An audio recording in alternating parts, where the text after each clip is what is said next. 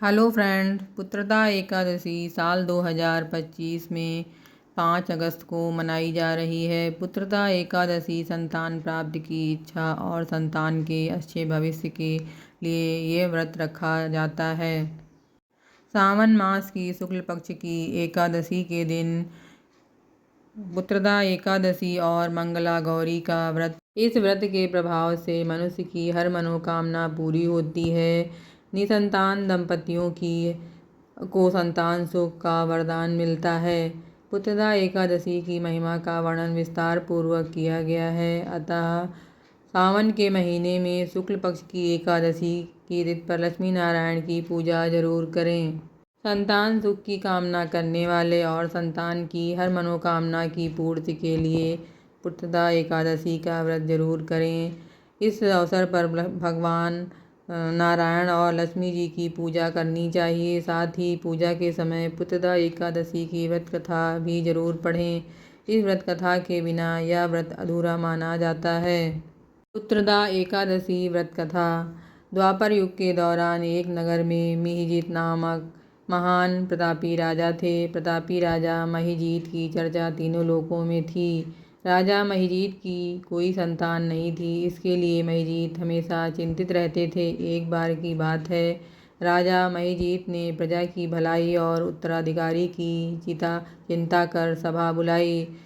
इस सभा में सभी वरिष्ठ मंत्री और प्रजा के वरिष्ठ लोग उपस्थित हुए। उस समय राजा महिजीत ने कहा कि आज तक मैंने कोई अपराध नहीं किया और ना ही किसी का दिल दुखाया, वहीं ना ही किसी के साथ अन्याय किया। प्रजा के हित के लिए दिन रात मेहनत की।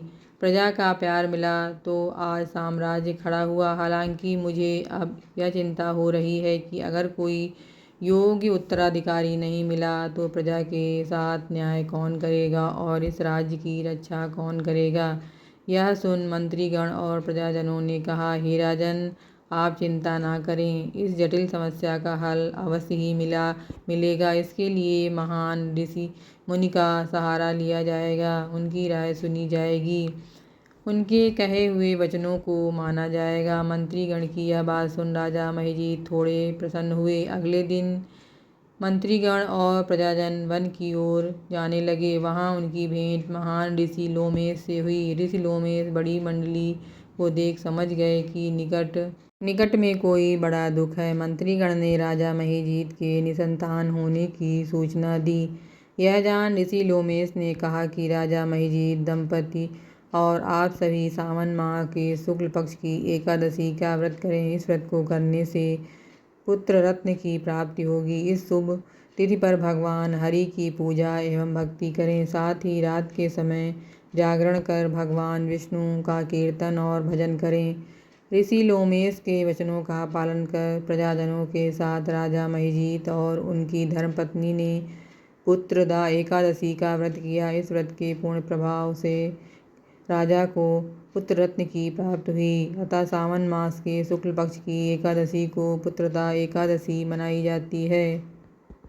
अगर आप भी मनचाही मुराद पूरा करना चाहते हैं तो पुत्रदा एकादशी के शुभ अवसर पर भक्ति भाव से लक्ष्मी नारायण की पूजा जरूर करें। साथ ही पूजा के समय पुत्रदा एकादशी की व्रत कथा का पाठ अवश्य करें। इस व्रत के कथा के बिना भगवान विष्णु की पूजा अधूरी मानी जाती है। जगत के पालनहार भगवान विष्णु को यह व्रत समर्पित है। इस शुभ अवसर पर लक्ष्मी नारायण जी की पूजा जरूर करें। साथ ही संतान या पुत्र प्राप्ति की इच्छा के लिए एकादशी का व्रत जरूर रखा जाता है। शास्त्रों में ऐसा बताया गया है, व्रत को करने से दंपति को पुत्र रत्न की प्राप्ति होती है।